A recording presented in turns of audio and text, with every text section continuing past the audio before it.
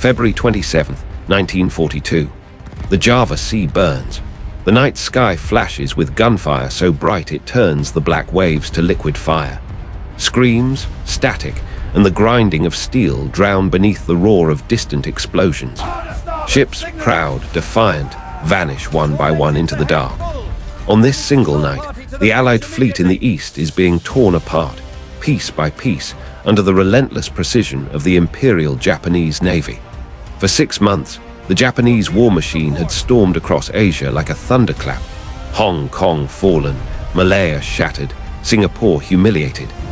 Now the Dutch East Indies were next, their oil fields glittering like treasure at the heart of Japan's empire of conquest. And in their path stood a desperate, ragtag fleet of Americans, British, Dutch, and Australians. Ships that barely spoke the same language, commanded by officers who'd only just met, facing an enemy who had already rewritten the rules of naval warfare. At their head was Dutch Rear Admiral Karel Doorman, a man driven by duty more than hope.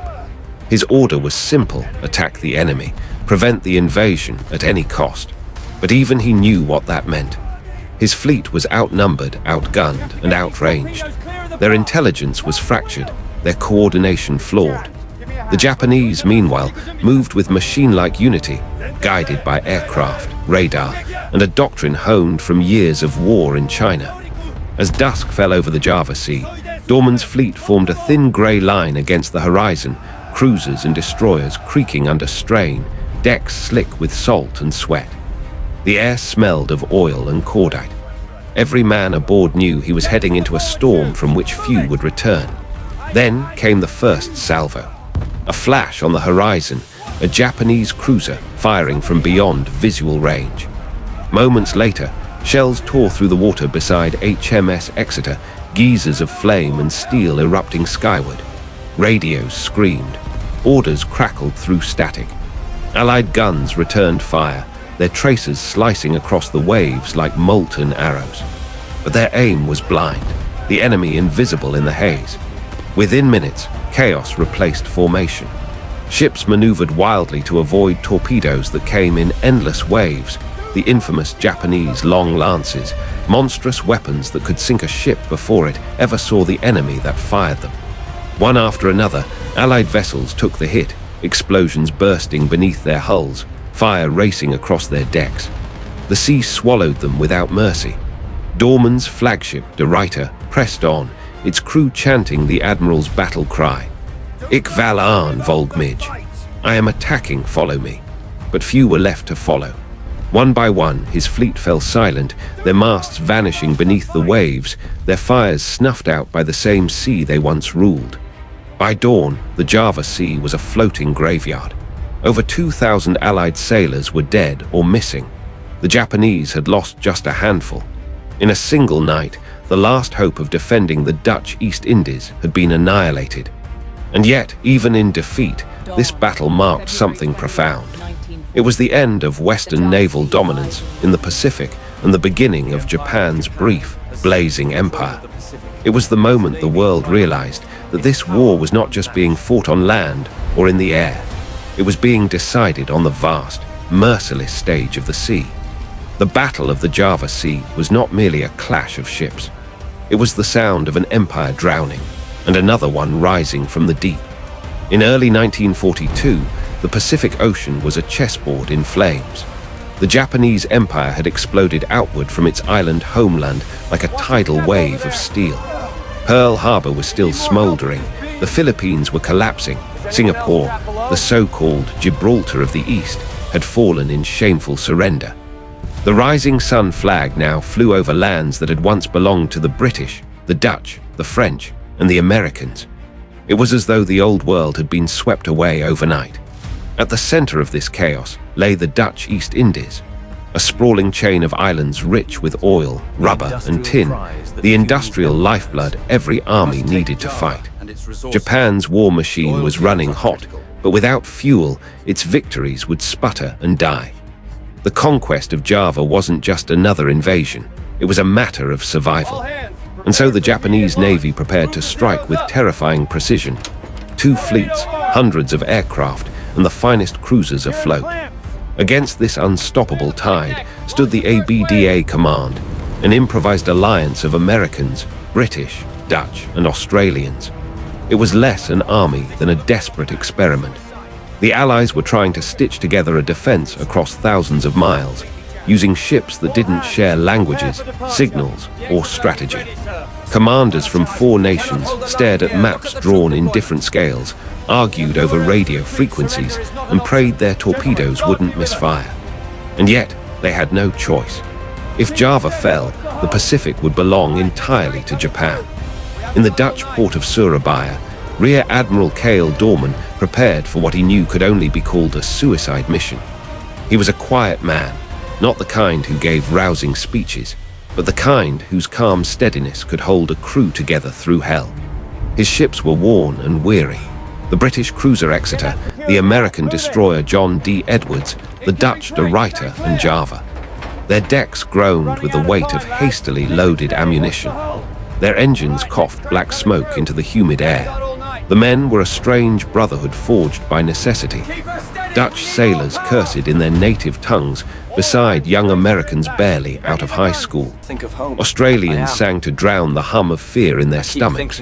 Some carved letters home, never sent, into the backs of ration tins.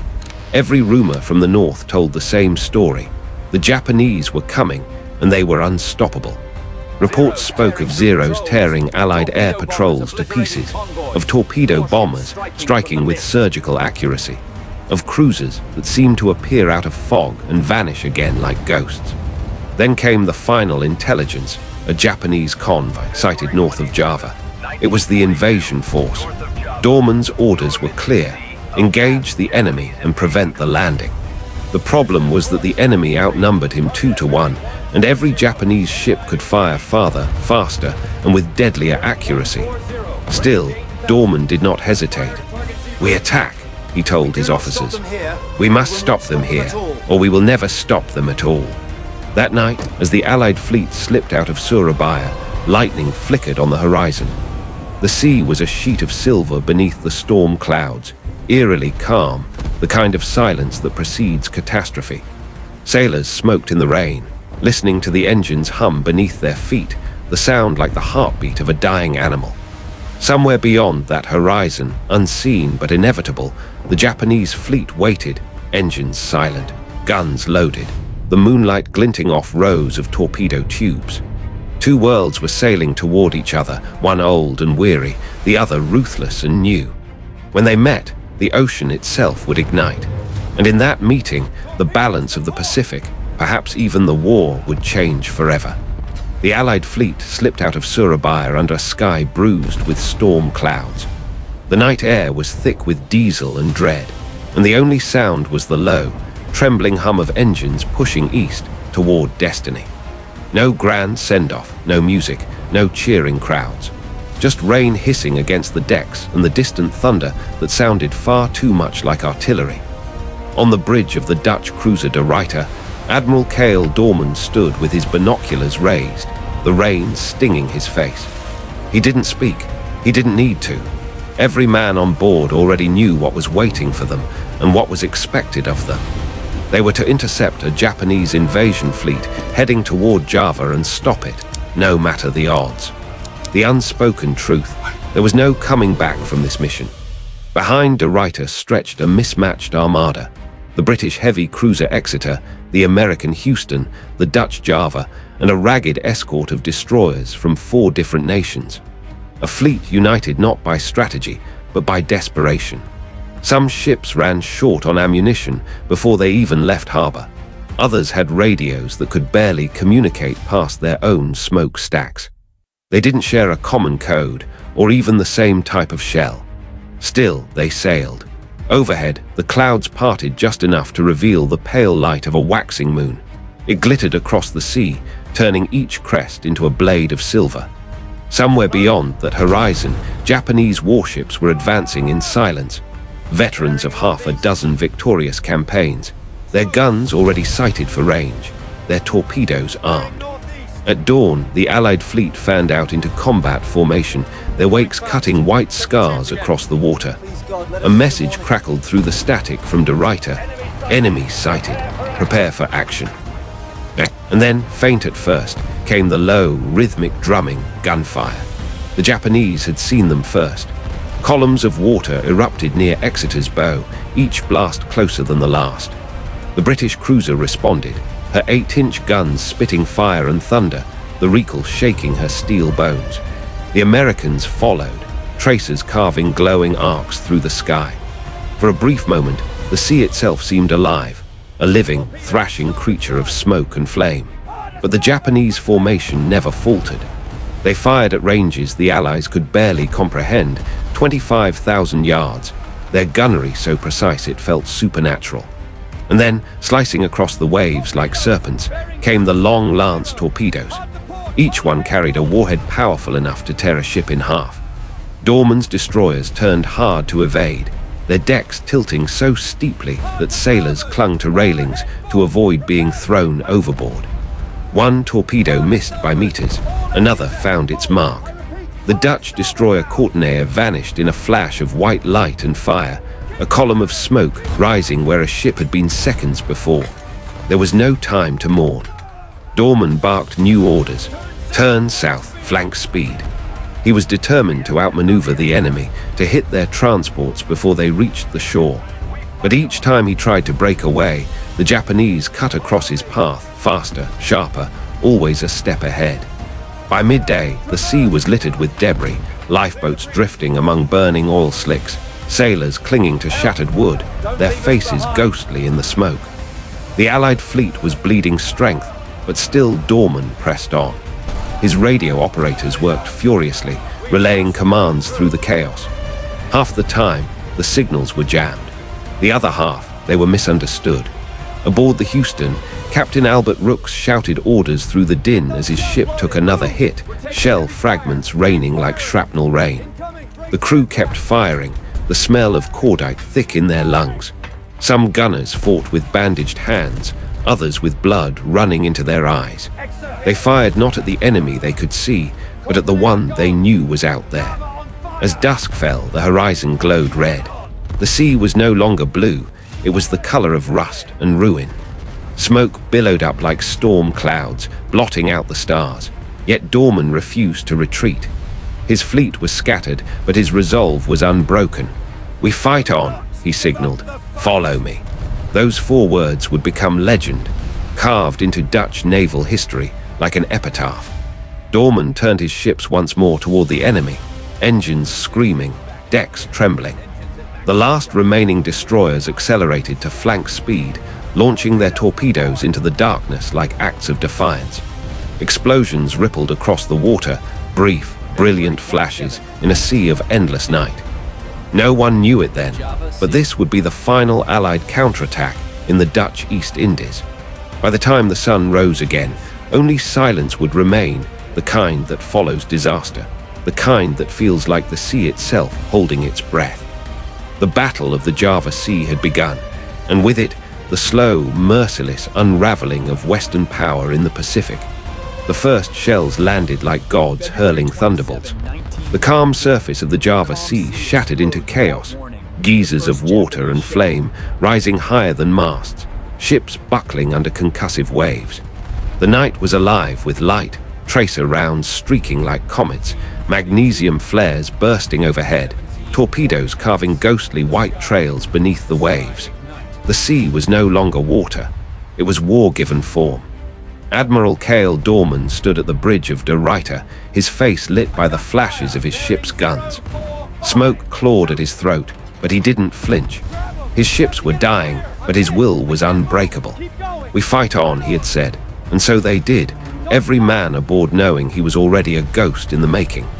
Aboard the Exeter, the deck trembled violently as an enemy shell struck amidships. The explosion ripped through the hull, flooding the boiler room with steam and screams. Men staggered through corridors lit by emergency lamps, faces bloodied, uniforms soaked in oil.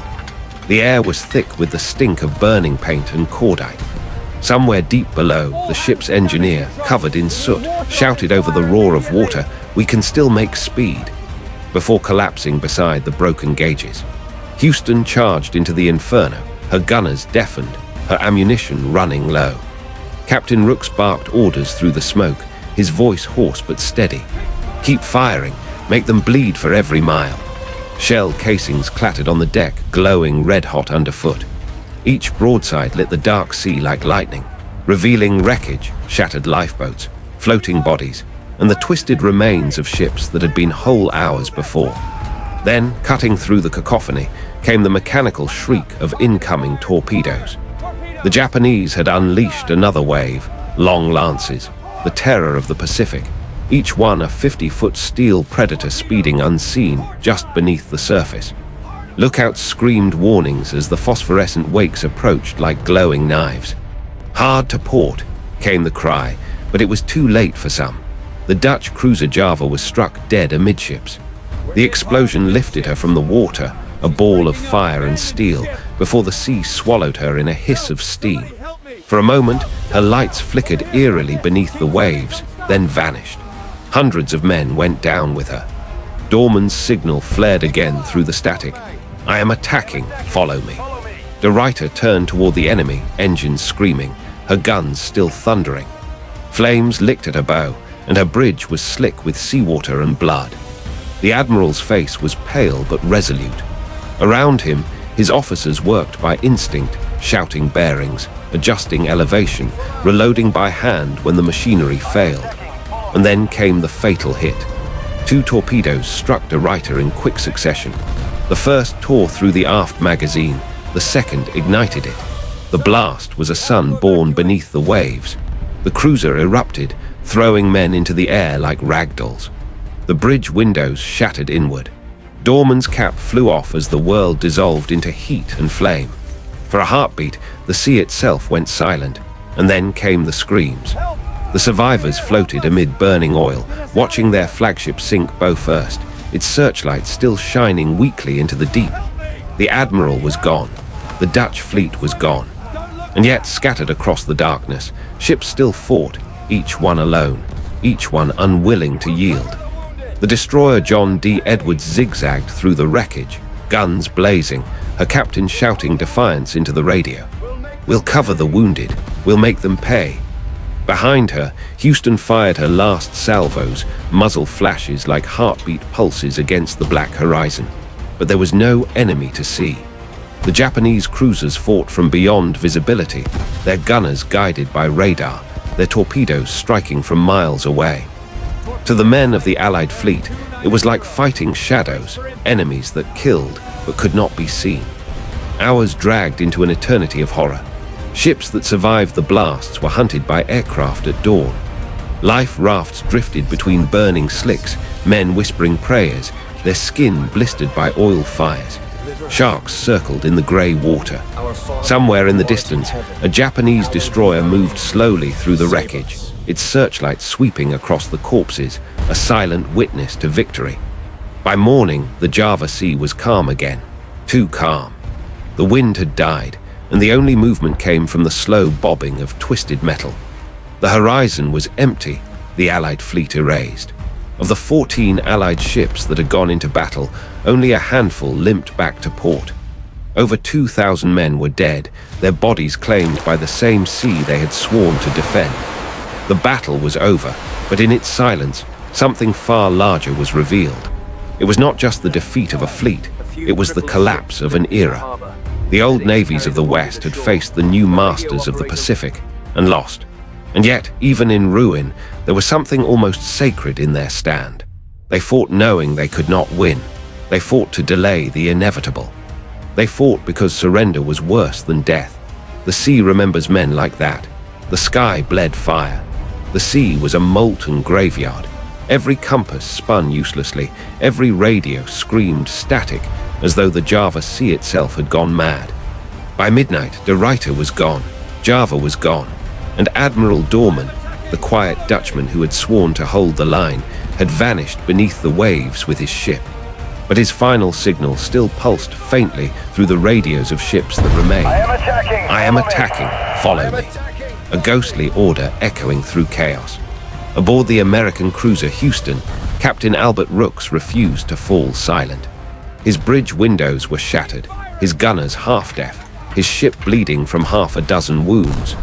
Yet, she fought on, her cannons thundering in defiance, the recoil shaking the bones of the men who loaded them. Each shell fired was an act of vengeance, each impact a heartbeat of defiance. They fought blind now. The Japanese were invisible, hidden beyond the haze, firing with deadly precision. The night was torn apart by the shriek of shells and the deep, underwater thunder of torpedoes. The waves themselves glowed faintly with phosphorescent trails, the serpentine signatures of death speeding toward them. Hard to starboard. Came the cry, too late. A torpedo slammed into Houston's port side. The shock hurled men across the deck like ragdolls, tearing through steel bulkheads as though they were paper. The ship heaved, groaned, then righted herself again, stubborn, alive. The smell of burning paint and cordite filled the air. Somewhere in the distance, the Australian Perth flashed her guns, joining the last, hopeless stand. The two ships, Houston and Perth, turned south, engines roaring, charging headlong into the dark, where they believed an opening lay. But that gap in the Japanese blockade was an illusion. Beyond it waited an entire invasion fleet, hundreds of transports surrounded by destroyers. And so began the second slaughter. The first Japanese searchlight hit them like divine judgment, a beam of white fire that turned night to day. Then came the barrage. Perth's bridge disintegrated in a storm of shrapnel. Houston fired everything she had left, every shell, every torpedo, even signal flares, repurposed as makeshift weapons. The decks became ovens, the metal glowing red beneath their boots. Men carried shells by hand when the loading gear failed, their palms blistered, their arms trembling. When the ammunition finally ran dry, Captain Rooks gave his last order. We fight to the end. Moments later, a torpedo found Houston's stern. The explosion was apocalyptic. The cruiser's bow rose high, her screws thrashing the air, before she broke apart and slid beneath the surface, her guns still aimed toward the enemy. Some men made it into the water, clinging to debris as oil burned around them. The surface of the Java Sea was an inferno, a black mirror reflecting the flames of dying ships. Sailors called out for comrades, for help, for home. Some prayed, some sang. One whispered, "Tell them we did not run."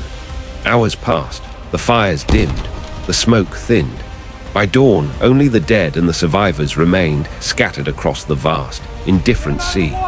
The Japanese destroyers moved among them in eerie silence.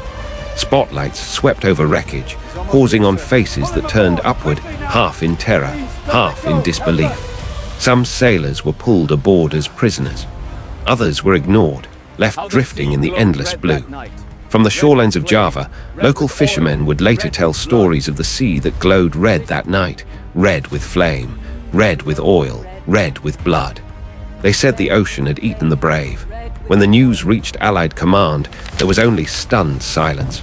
14 ships had gone to fight. By morning, nearly all were gone. Over 2,000 sailors were missing, presumed dead. It was the single greatest defeat in modern naval history. But within that catastrophe lay a strange kind of immortality. The men who fought at the Java Sea knew they could not win, yet they sailed anyway. Their battle did not save Java, but it bought time. Time for Australia to prepare. Time for the Allies to regroup. Time for the tide to one day turn back. In the years that followed, when the Pacific finally began to burn in reverse, when American bombers darkened Tokyo's sky, when the rising sun began to fade, sailors whispered of the Java Sea, of how courage had not died there, but been baptized in salt and fire. The sea still carries their names. And when storms roll across the East Indies, fishermen say you can sometimes hear it, faint and far away. The echo of Doorman's final words carried on the wind. Ik val aan, volg mij. I am attacking, follow me. The Java Sea lay still in the days that followed, as if exhausted by what it had witnessed. Wreckage drifted across its surface like a funeral procession, scorched planks, twisted steel life vests, half submerged in oil slicks that shimmered rainbow-like under the sun. Beneath the calm, hundreds of ships and thousands of men slept in the darkness, entombed where they fell. But history does not let silence last. The destruction of the Allied fleet at Java was more than a battle lost. It was the erasure of an entire era. Overnight, Western power in the Pacific was broken. The Dutch East Indies, whose oil fields had fueled colonial empires for generations, now burned for the Japanese war machine. The British, humiliated at Singapore, could offer no defense. The Americans, still staggering from Pearl Harbor, had no ships left to spare. And the Dutch, they had lost not just a fleet, but their homeland in exile. When the Japanese flag rose over Batavia, it was not the symbol of a mere occupation. It was a declaration. The Pacific now belonged to Japan. The rising sun, once a faraway emblem, now cast its red light across thousands of islands. The imperial dream seemed unstoppable. And yet, within that triumph lurked the seeds of its undoing. The Battle of the Java Sea had not been a victory of endurance, but of exhaustion. The Japanese had shown the world their mastery of the seas, but they had also overextended themselves. For every ship they sank, they consumed the very resources they fought to seize. And in their arrogance, they mistook annihilation for permanence. Meanwhile, the Allies, beaten, scattered, humiliated, began to learn. The chaos of Java taught them bitter lessons, that unity was not optional, that communication could decide life or death, that courage alone could not defeat superior technology. Those lessons would harden into resolve, resolve into strategy, and strategy into revenge. In the months that followed, survivors of the Java Sea were scattered across Japanese prison camps, skeletal men, their uniforms replaced by rags, their spirits bound but not broken. Some of them, digging trenches or laying airstrips under guard, would look toward the horizon and swear silently, "We will come back." And they did. 3 years later, the same ocean that had swallowed the Allied fleet roared with a different kind of thunder. American aircraft carriers, Enterprise, Yorktown, Lexington, now ruled those waters. The rising sun began to set beneath waves of bombers and torpedoes that fell like rain. At Leyte Gulf, at Midway, at Okinawa, the ghosts of the Java Sea were avenged. Admiral Doorman's sacrifice, once seen as futile, became a legend whispered in the mess halls of new fleets. His doomed charge against impossible odds became a story every sailor knew, a testament to duty that outlives defeat. Even the Japanese would later acknowledge his courage. In the Netherlands, the families of the fallen never received bodies to bury. They buried photographs instead, medals, ship insignias, folded flags, symbols of men consumed by the sea. To this day, Dutch naval officers still pause before the words etched into stone at Karel Doorman's memorial. Ik val aan, volg mij. I am attacking. Follow me. The Battle of the Java Sea did not end in victory. It ended in transformation. It marked the end of colonial dominance in Asia and the birth of a new kind of war. One fought across the skies, across empires, across the soul of the 20th century itself. And somewhere beneath those waves, where sunlight fades and time stands still, lies a fleet that never surrendered. The Java Sea keeps their secret, but the world remembers their stand. History often worships victory, the banners raised, the cities liberated, the generals who return home to cheers. But the Battle of the Java Sea belongs to another kind of glory, the kind born not of triumph, but of refusal.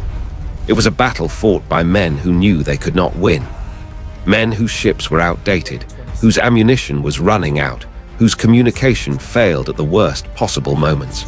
And yet, when the horizon burned red and the radio filled with Doorman's final words, "I am attacking, follow me," they did not turn away. They sailed toward their doom as though destiny were not something to avoid, but something to meet head-on. There is a quiet, haunting beauty in that, the kind of beauty that belongs to acts of defiance written against impossible odds. Karel Doorman did not die believing he could save Java. He died believing that courage must outlast reason, that even if history forgets your name, your stand can still echo through the ages. His fleet was annihilated, yet his legacy survived to remind later generations that valor and futility are not opposites. Sometimes they are twins. And the Japanese sailors, too, carried their own contradictions. Many respected the Allied commanders they defeated. They saw in Doorman a reflection of their own code, Bushido, the warrior's path. For them, victory was not unblemished. It came with the knowledge that they had faced men who fought with the same relentless honor they admired in themselves. War blurs morality until even the victors feel haunted by their success. The Java Sea became a graveyard not just of ships, but of illusions, the illusion that courage guarantees victory, that faith can stop shells, that loyalty can resist the tide of empire. And yet, when the war ended, those very illusions became the foundation for rebuilding. The Dutch sailors' sacrifice would later inspire the liberation movements of Asia, the irony of empire's defenders becoming symbols of freedom. The Japanese fleet, once invincible, would lie rusting beneath the same waters, a monument to the impermanence of power. And in the post-war decades, Japan and the Netherlands, enemies turned partners, would trade not artillery but industry, not fire but friendship. That is the strange alchemy of history. The sea that devoured so many lives would one day connect their descendants in peace. But for those who still visit the Java Sea, the ghosts have not left. Divers tell of eerie silences below, of helmets resting on coral, of engine rooms frozen mid-battle. Some say the water feels colder there, as though time itself remembers. The ocean holds on to its witnesses, and through them, the memory endures. The Battle of the Java Sea was not a victory, nor a defeat. It was a requiem. A song of men who sailed into annihilation because duty demanded it, who fought knowing the outcome but choosing to fight anyway. In that choice, terrible, noble, and utterly human, lies the essence of war itself.